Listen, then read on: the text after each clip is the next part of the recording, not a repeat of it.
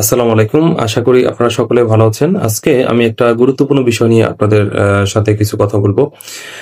আমরা সকলেই জানি যে ব্যথার ওষুধ কিন্তু আমাদের কিডনির জন্য ক্ষতিকর। কিন্তু এই ব্যথার ওষুধ কিভাবে আমাদের কিডনিকে ক্ষতিগ্রস্ত করে এই বিষয় নিয়ে সংক্ষেপে ২-১ টা কথা বলব।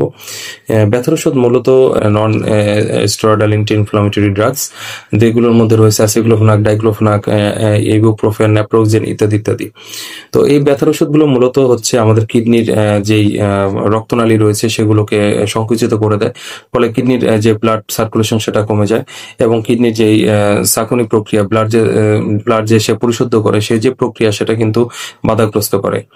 এই কারণে হচ্ছে আমাদের দেখা যায় যে দীর্ঘস্থায়ী এনএসআইডি ব্যবহারের ফলে অনেকের ক্রনিক কিডনি ডিজিজ হয়ে যায়, অথবা অনেক ক্ষেত্রে দেখা যায় যদি প্রিভিয়াসলি কারো কিডনি রোগ থাকে বাট সে তার কিডনির বিষয়ে সে অবগত না এবং সে ব্যথার ওষুধ খেলো, তাহলে কিন্তু অ্যাকিউট কিডনি ইনজুরি হওয়ার একটা চান্স থাকে। এবং এই অ্যাকিউট কিডনি ইনজুরি বা ক্রনিক কিডনি ইনজুরি এগুলোতে কিন্তু বিভিন্ন ধরনের লক্ষণ প্রকাশ পায়। বিশেষ করে শরীরে এবং বিভিন্ন অঙ্গ প্রত্যঙ্গে কিন্তু পানি চলে আসে এবং প্রেসার বেড়ে যায় এবং সেরাম ক্রিয়েটিনিন লেভেল এটা কিন্তু বেড়ে যায়, ইজিএফআর কমে যায় এবং ইউরিন আউটপুট কিন্তু কমে যায়।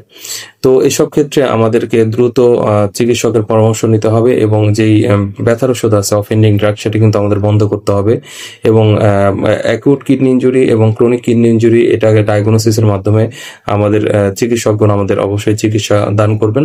তো আমার জেনারেল কথা হচ্ছে যে আপনারা ব্যথার ওষুধ ইরিলিভেন্ট যেই ব্যথার ওষুধ আমরা অনেক সময় নিয়ে থাকি সেটা থেকে আপনারা দূরে থাকবেন। ব্যথা হলেই ব্যথার ওষুধ না নিয়ে মিনিমাম একজন ডাক্তারের পরামর্শ নেবেন, অথবা ওটিসি ড্রাগ রয়েছে যেটা ওভার দ্য কাউন্টার ড্রাগ, অর্থাৎ নাপা বা প্যারাসিটামল এই জাতীয় ওষুধ আপনারা নিতে পারেন। কিন্তু ডিরেক্টলি যে ব্যথার ওষুধগুলো সেগুলো নেওয়ার আগে অবশ্যই একজন রেজিস্টার্ড চিকিৎসকের পরামর্শ নিয়ে তারপর সেবন করবেন। তো আশা করি আজকের ভিডিওটি আপনাদের কাজে আসবে। সবাই ভালো থাকবেন, সুস্থ থাকবেন এবং ভিডিওটি ভালো লাগলে অবশ্যই শেয়ার দিবেন। সবাইকে অসংখ্য ধন্যবাদ। আসসালামু আলাইকুম।